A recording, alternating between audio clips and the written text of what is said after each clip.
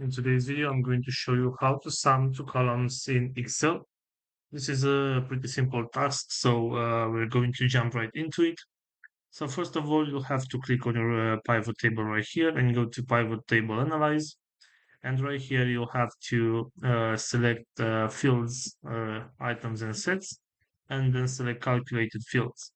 So right here, you'll have to rename your field. You can simply type in whatever name you want. And right here at the formula, you're going to delete the zero right here. So you're going to, first of all, I'm going to select unitary cost and I'm going to double click on that.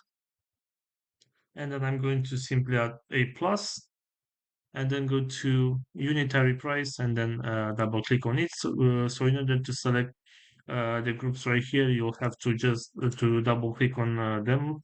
If you simply just click, it's not going to work. And after you do that, simply select OK.